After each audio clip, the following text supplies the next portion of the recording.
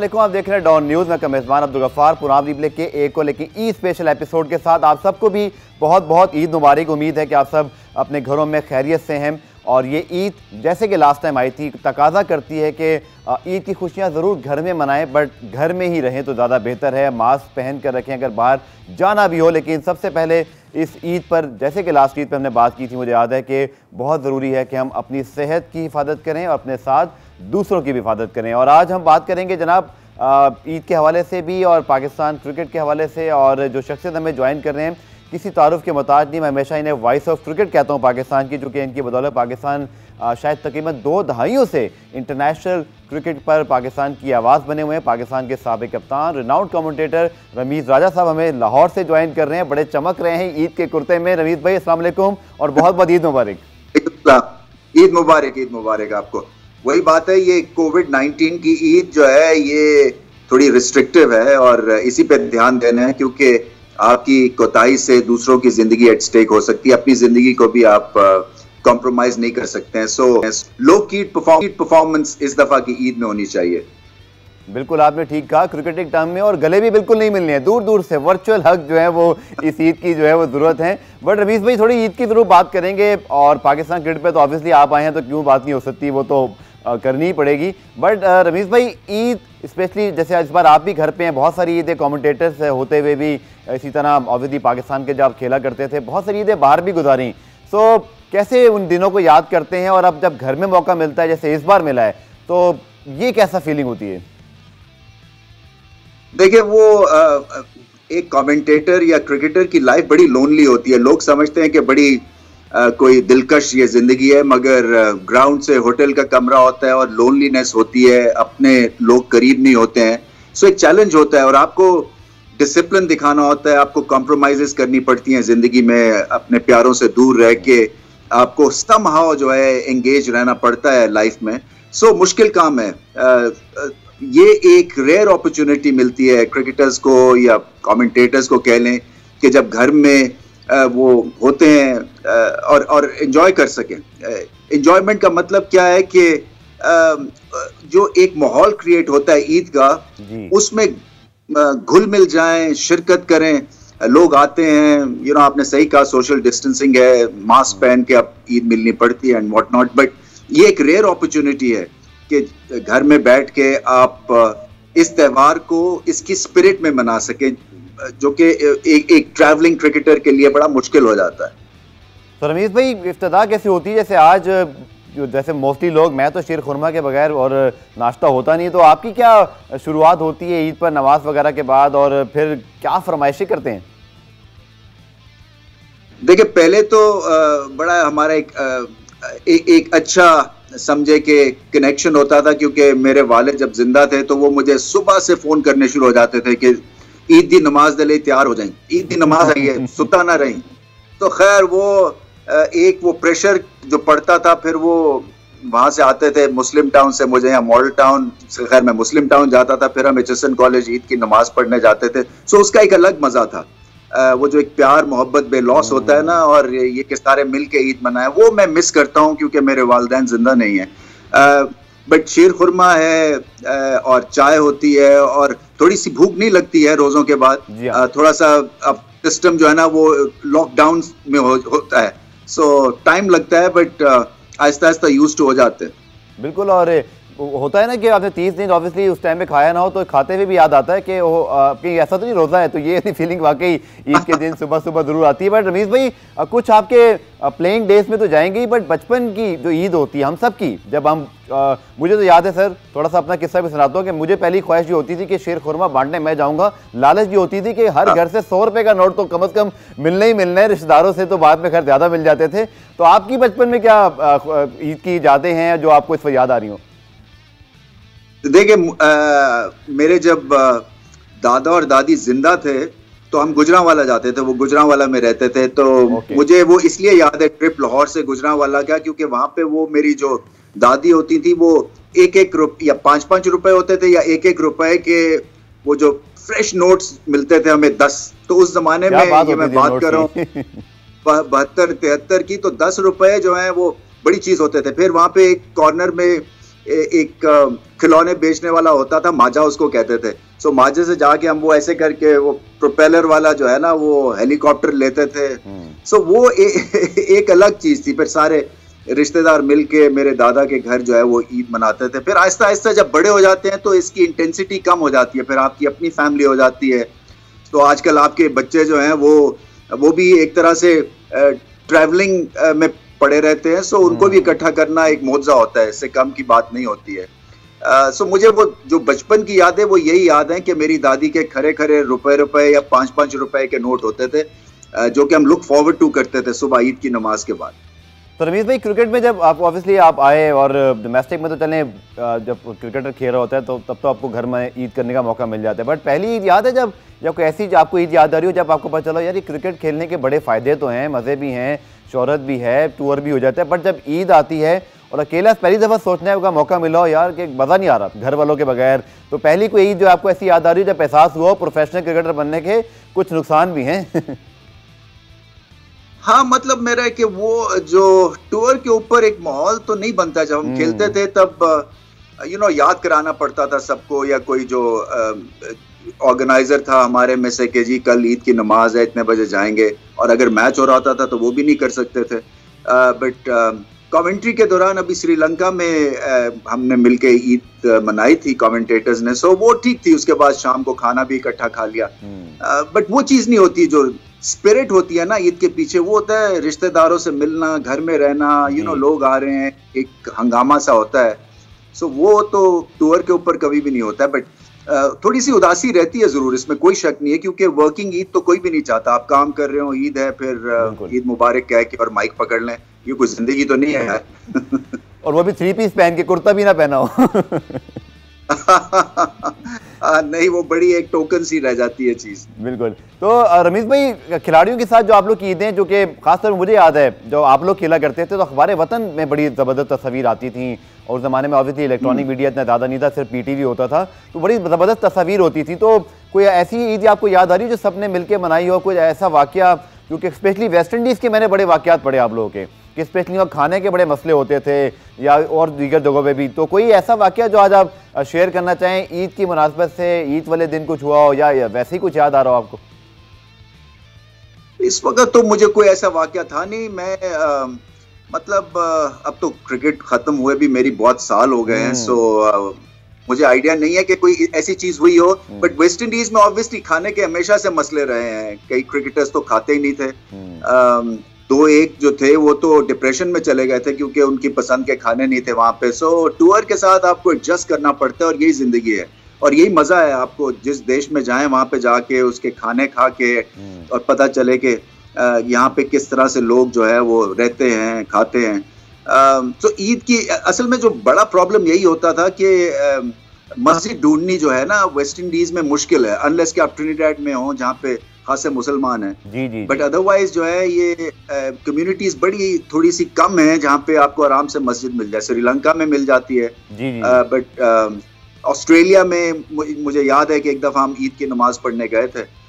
सो वो जो मौलवी था ना उसकी दाढ़ी थी ना उसने वो मेरे ख्याल में पैलेस्टीन का था, तो वो लड़का सा था जो वाज दे रहा था। सो मैं प्लेजेंटली सरप्राइज हुआ था क्योंकि हमारे एक ज़हन में जो ईद की नमाज पढ़ाने वाला है वो मौलवी होता है।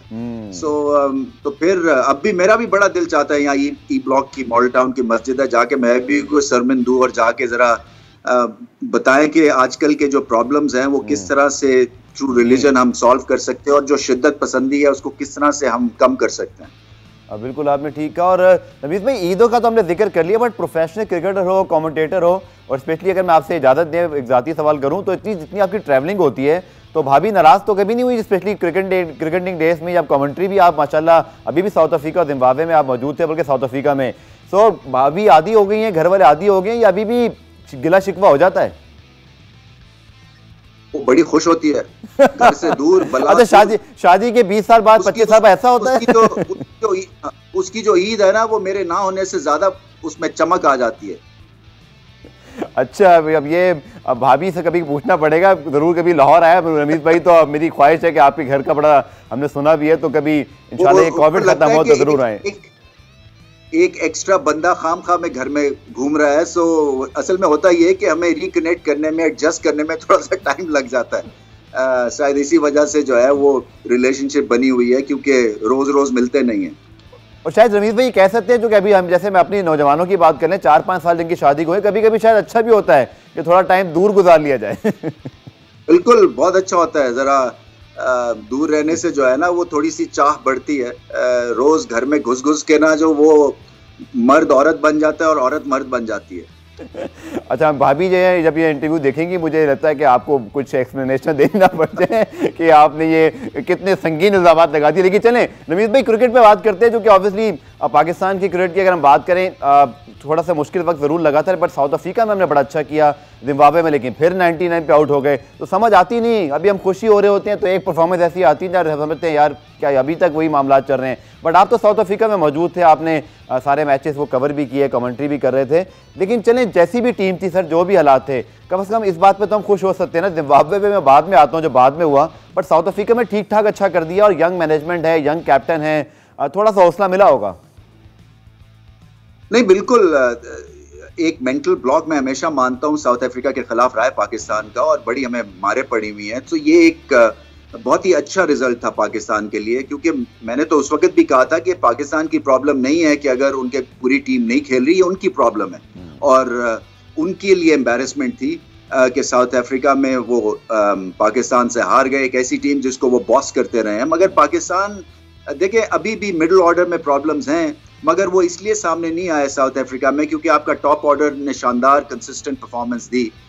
और सीखने से देखे कॉन्फिडेंस आता है, फिर आप एक्सपेरिमेंट कर सकते हैं, और एक मेंटल हाई मिला है पाकिस्तान को, इसमें कोई शक नहीं है। वो जिम्बाब्वे में जाके चिकनाचूर कर दिया उन्होंने खुद अपने पांव पे कुल्हाड़ी मार के, बट वो बाद में बात करने वाली है। बट साउथ अफ्रीका में तो सारे बॉक्सेस टिक किए। तो रमीज भाई के साथ हमारी जो है वो ईद के हवाले से गपशप जारी है। मिलते हैं शॉर्ट ब्रेक के बाद।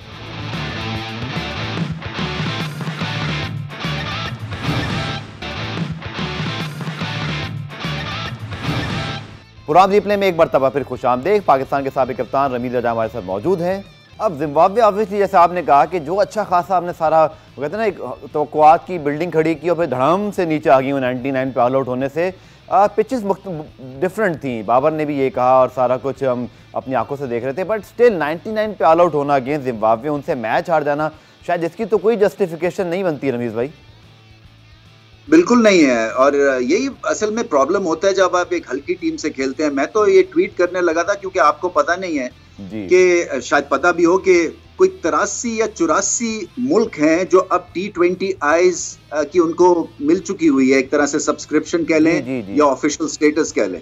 अब जब पाकिस्तान की चौथे नंबर की टीम है T20 की वर्सेस एक 12वें नंबर की टीम से खेल रहे हैं, तो मैं तो ये कहने वाला था कि जिम्बाब्वे को हैंडीकैप मिलना चाहिए ऐसी टीम्स को मैच में रहने के लिए जिनकी रैंकिंग्स जो हैं वो बहुत नीचे हैं। उनको आप जैसे गोल्फ में होता है हैंडीकैप दें, 20 रन एक्स्ट्रा जो भी ये स्कोर करें, और या पाकिस्तान को जो भी जिम्बाब्वे स्कोर करे वो 17वें ओवर में इनको करना है कुछ। मैं तो इस तरह की सोच बना के ये सीरीज को सामने रख के एक केस प्रेजेंट करने वाला था, क्योंकि देखें अगर आप इटली से खेलें कल को, पाकिस्तान वर्सेस इटली जो कि 70वें की नंबर की टीम है, मगर आईसीसी कहता नहीं जी आपको ग्लोबल क्रिकेट की एक्सपेंशन के लिए इटली से खेलना है, तो वो क्या मैच होगा, वो तो मिस मैच होगा ना। तो इसलिए हैंडीकैप जो है ना वो I think is the way to move forward.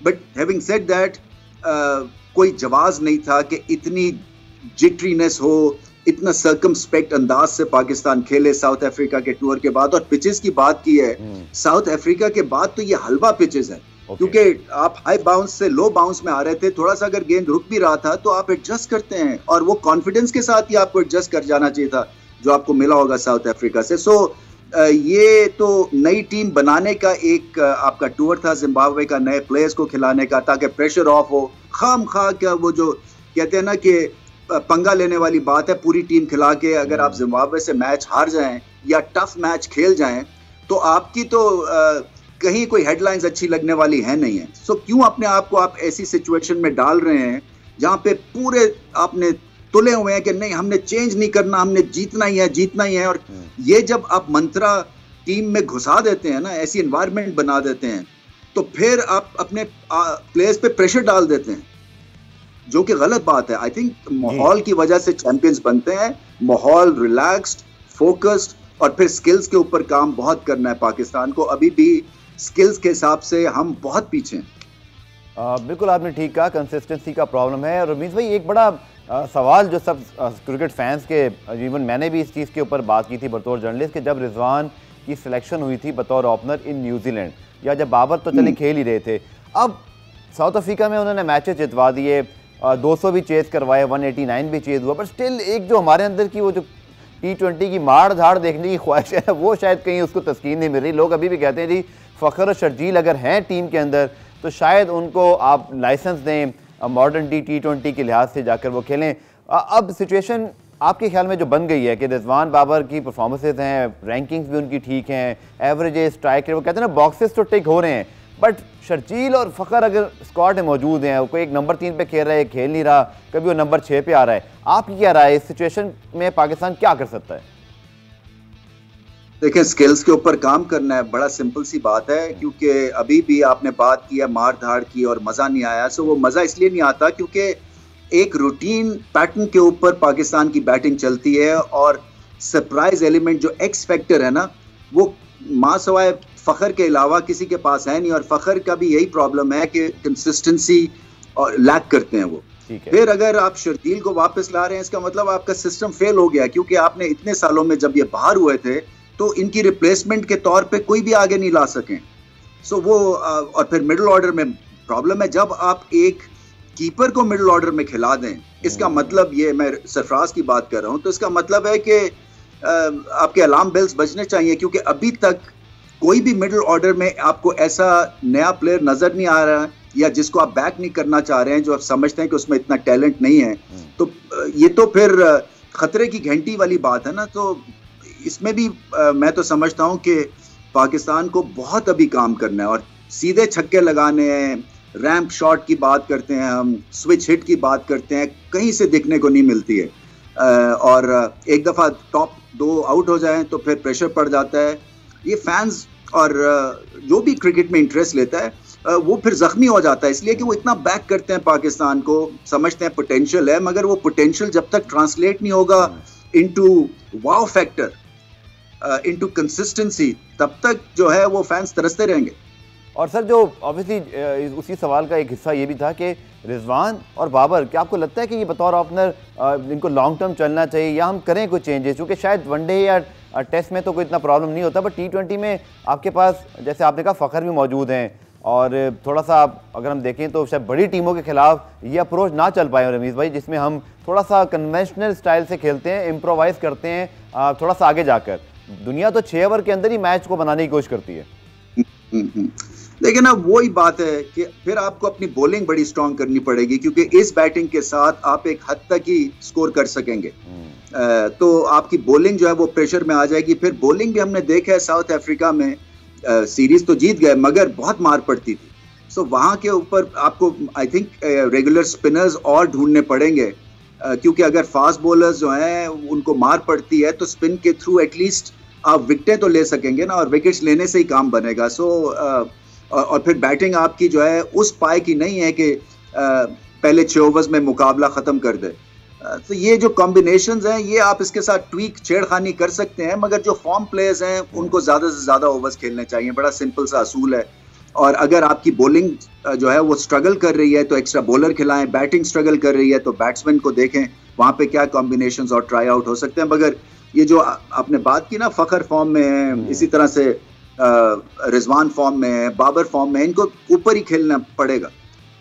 ठीक है, इंडिविजुअली मैं सवाल करता नहीं रमीज़ भाई, लेकिन बड़ा आसिफ अली का केस से एक चीज़ तो हमें वाज़ेह होती है कि या तो पता नहीं हमारे पास चॉइसेस कम है, या हम किसी ऐसे प्लेयर को सिलेक्ट कर लेते हैं विद ऑल ड्यू रिस्पेक्ट, जिससे हमारी उम्मीदें कुछ ज़्यादा होती हैं। अब आसिफ अली मुसलसल खेल रहे हैं, मुसलसल नाकाम हो रहे हैं। इवन हमें हमारे जो इंडिया से दोस्त हैं, जब कुछ और इंटरनेशनल जर्नलिस्ट, वो हमसे पूछ रहे होते हैं भाई और कोई प्लेयर नहीं है आपके पास? नहीं, वही बात है कि आई थिंक प्लेयर डेवलपमेंट के ऊपर जो है ना वो बड़े जोर लगाने की जरूरत है। ये कभी नहीं होता किसी भी जगह पे कि एक सीजन के बाद अगले 2 सीजन में प्लेयर फ्लॉप शो हो जाए। उसको तो टेक ऑफ पोजीशन में जाना चाहिए, और हमारे यहाँ अक्सर ऐसा ही होता है कि और फिर लोग यही कहते हैं कि तुक्का लग गया। और प्लेयर्स को भी ये सोचना है, खासतौर पे यंगस्टर्स को, कि बैटिंग में आपकी स्ट्रेंथ क्या है। जब आप पे प्रेशर पड़ता है तो बेतुकी शॉट्स नहीं आप खेल सकते, आप वही शॉट खेलें जो कि आपको रन्स दे सकती है या आपको एक पार हिट आप उससे लगा सकते हैं।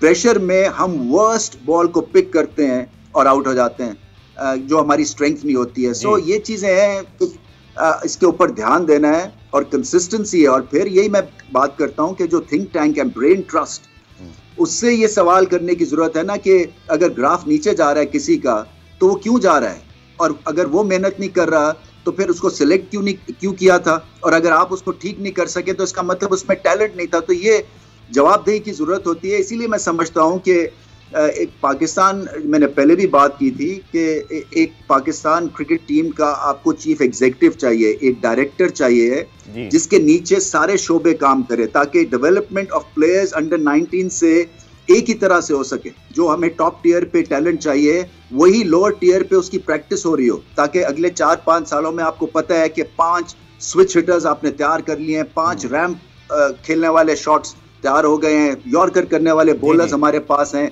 2 लेग स्पिनर्स आ गए। रमीज भाई के साथ हमारी गपशप जारी है, मिलते हैं इस शॉर्ट ब्रेक के बाद।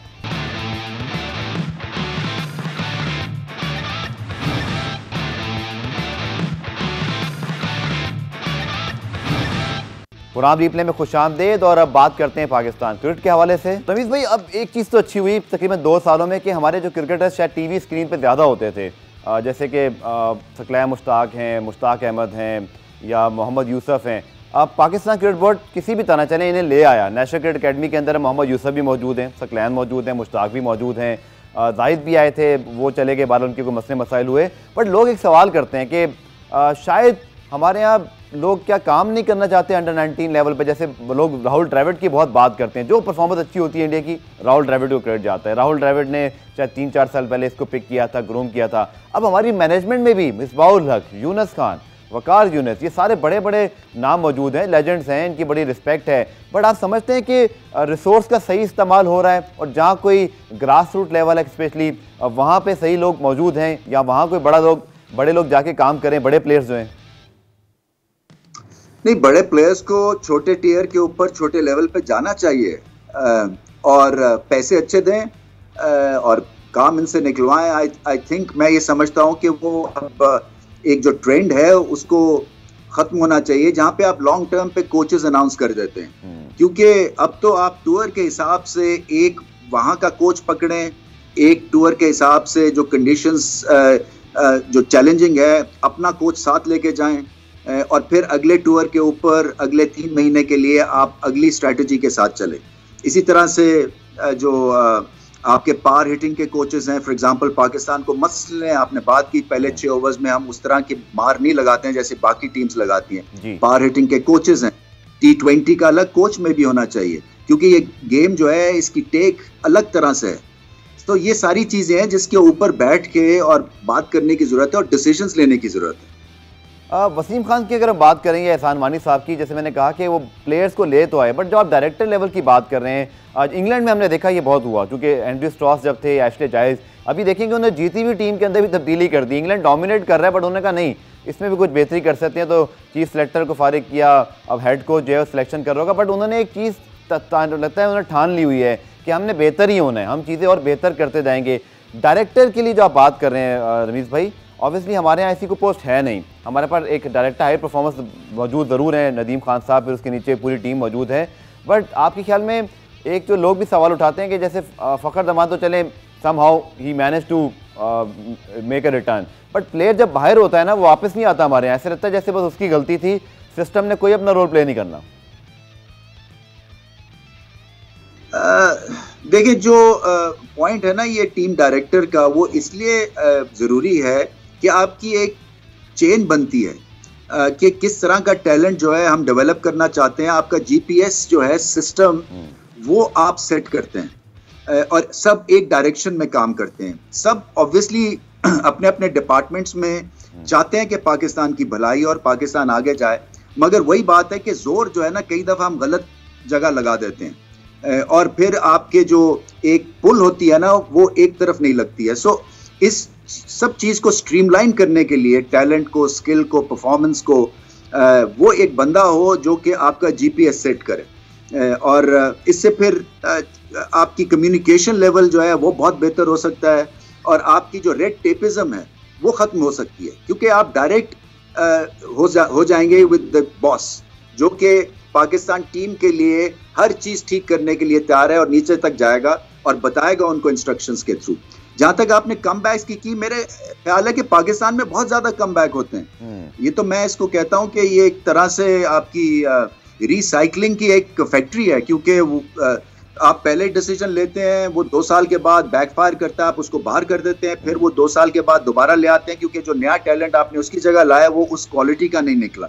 सो स्पॉटिंग टैलेंट जो आपकी आई है ना, वो बड़ी इंपॉर्टेंट है। ठीक है। और उन प्लेयर्स को आप लाएं जो कि लंबा चले। ये नहीं है कि वो जिम्बाब्वे की एक सीरीज के लिए ले आए हैं और उसके बाद कहें नहीं जी अब गलती हो गई। ये जो ऑफ स्पिनर खिलाया अभी उन्होंने एक टेस्ट मैच में जी, मैं उसका एक्शन, साजिद नाम है शायद जी, मैं एक्शन देख रहा था, मतलब मुझे अनऑर्थोडॉक्सी बहुत पसंद है, मगर उस बॉलिंग एक्शन के साथ उनको स्पिनिंग पिच चाहिए, वो अच्छी क्वालिटी पिच के ऊपर पहले 3 दिन ऑफ अ टेस्ट मैच में वो ना ज्यादा बाउंस उनको मिलेगा ना ज्यादा स्पिन मिलेगी।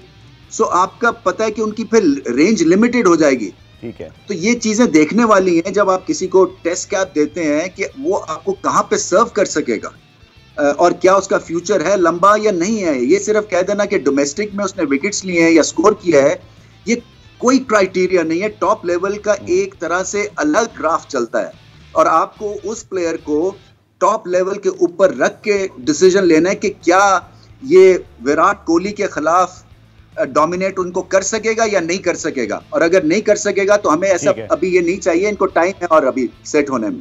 ओके रमीज भाई, आखिर में इंटरनेशनल क्रिकेट के हवाले से 1-2 सवाल। चैलेंजेस बहुत बढ़ गए क्योंकि पाकिस्तान सुपर लीग कोविड की वजह से पोस्टपोन करना पड़ा। Same happened in IPL. Obviously जिनके पास रिसोर्सेज बहुत हैं, जिनके पास ऑब्वियसली पैसा बहुत है, उन्होंने ऑलमोस्ट ऐसा लगता था जैसे चीज़ को चला लिया। बट ऑब्वियसली इंडिया में जो बहुत कोविड की बुरी सूरत हाल है, उनके लिए दुआ गो भी है कि वहाँ चीज़ें बेहतर हो जाएं।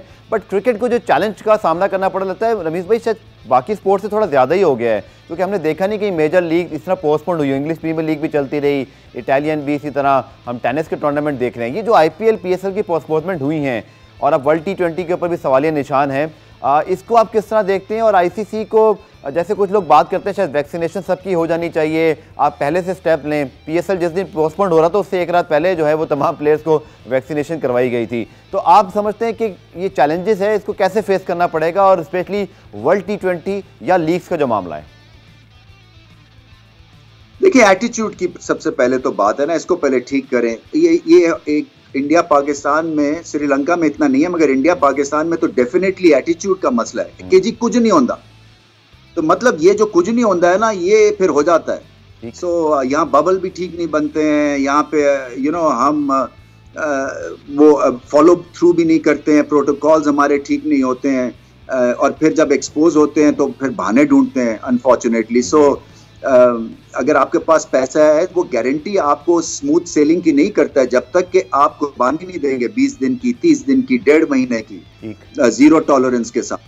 तो ये जो आपने बात की ना, फुटबॉल हो रहा है और टेनिस हो रही है, ये वहां पे आप देखें तो सही ना, वो जो डिसिप्लिन कौमें हैं, इसीलिए ये चीजें चलती है। जब ये आप बना देना कि एक स्टेटस के हिसाब से बबल बना रहे हैं या लैक ऑफ बबल है बिकॉज आप उसको थोड़े सा मार्जिन दे देते हैं, वहीं पे काम खराब हो जाता है। फिर ट्रैवलिंग है, एक जगह के ऊपर आपको ये करवानी है। और अगर पीएसएल की सोच ये है कि यूएई में हो, तो ये बुरी सोच नहीं है, क्योंकि वहां पे आईपीएल हुई थी और बबल अच्छे बने हुए थे, बाहर की कंपनी को हायर किया। आई थिंक पीएसएल भी उसको ऐसे ही करना चाहिए, क्योंकि ये जो इंटरसिटी ट्रैवलिंग है और पाकिस्तान में इस वक्त बबल बनाना जो होगा वो फिर चैलेंजिंग जरूर होगा। पता नहीं अब क्या होता है आगे चल के, बट ये जो वैक्सीनेशन है ये बड़ा इंपॉर्टेंट एस्पेक्ट है, आपने बात की, क्योंकि सीपीएल अब जो वेस्ट इंडीज में हो रही है, वहां पे फैंस को आने दे रहे हैं 50%, मगर सिर्फ उनको जो कि सर्टिफिकेट दिखाएंगे कि उनकी वैक्सीनेशन हो चुकी है। आई थिंक पाकिस्तान भी कुछ आगे चल के ऐसा सोच सकता है।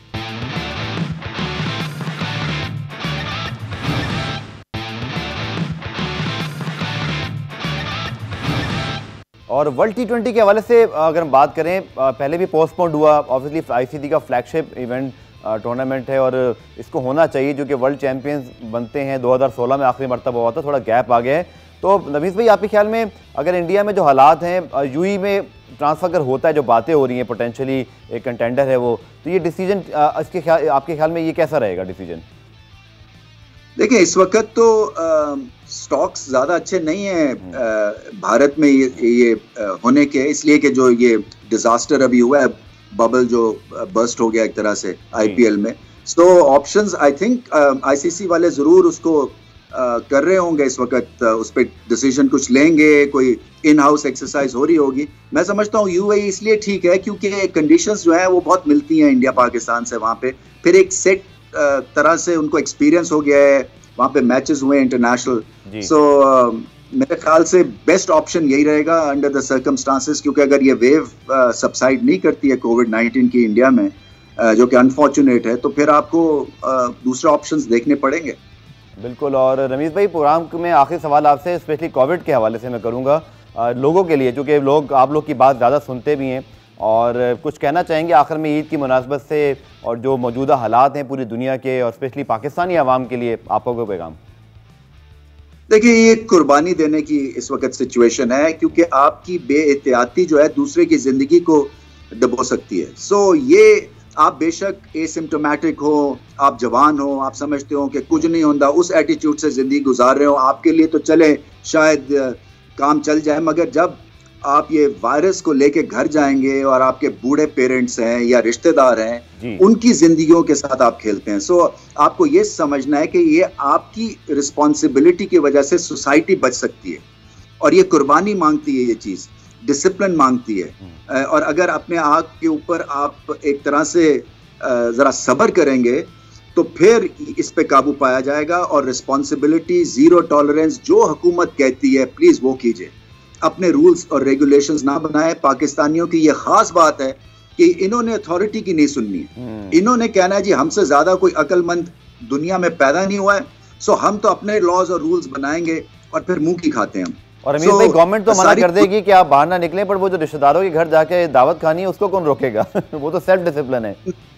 तो देखिए, वो भी आप मास्क रखें, बाहर आप अगर आपके पास कुछ जगह है वहां बिठाएं। अव्वल तो देखिए, मेरे 2-4 दोस्तों ने आने की कोशिश की, मैंने तो उन्हें कह दिया, मैं क्या यार रिस्की है। तो बात यह है कि समझने की जरूरत है, आपको इसमें ब्लंट होने की जरूरत है। इसमें मत सोचें कि दूसरा क्या सोचेगा, क्योंकि ये जिंदगियों का सवाल है। अगर दूसरा नहीं समझ रहा है तो आप उसको ये प्लीज पॉइंट पुट थ्रू करें कि देखो यार, तुम्हारी जिंदगी और मेरी जिंदगी बड़ी इंपॉर्टेंट है। तो अगर हमने इस ईद को